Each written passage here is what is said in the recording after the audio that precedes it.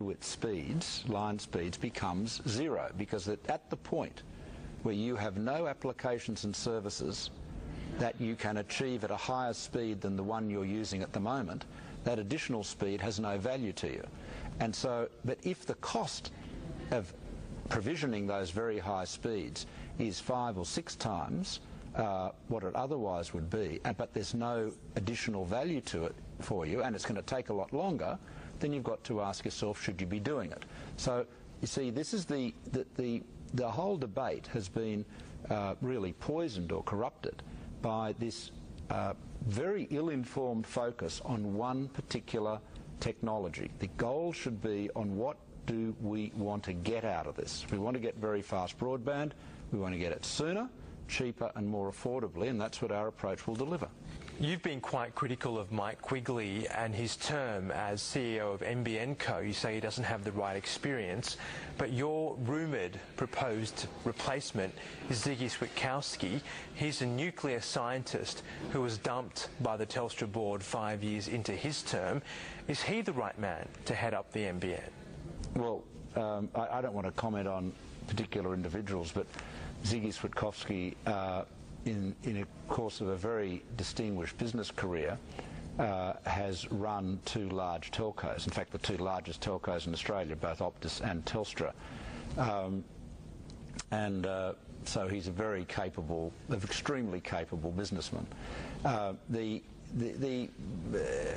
point about Michael Quigley, I think, is simply this: that, and this is no criticism of Mike Quigley at all, but if you are going to build an entirely new telecommunications business, network business, then it probably, I think most people would say now, perhaps even Mike Quigley would say this, probably would have been better to get somebody to run it who had actually built one before, or at least run one before. Well, I'm not. You're speculating about Dr. Switkowski, but the fact is that the NBN Co. is a gigantic linear infrastructure project. And it's very important. It's a linear infrastructure project, not like building a dam or a bridge. I mean, all infrastructure projects have something in common, of course. But this is so distributed because you've got thousands of people out in the field dealing with tens of thousands of customers or householders, whether it's in a domestic situation or in a business situation. So it is very, very complex.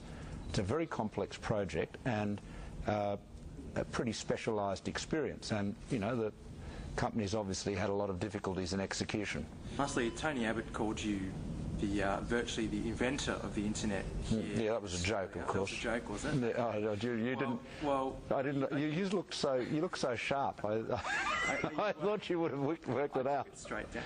You took it. You swallowed that straight away. He might be the man. You're very guileless to be in television. Slower internet to Australia. That might be your legacy at the end of the day if you deliver this slower fibre to the node NBN. Well, you just wait and see what the strategic review says. What I guarantee is, in a real innovation in terms of broadband policy in Australia, is to ensure that the government makes decisions which are based on fact, not on politics. We've got the NBN Co has been, well, the NBN policy has been 95% politics, 5%, if that, fact. That's got to change. It's got to be 100% fact.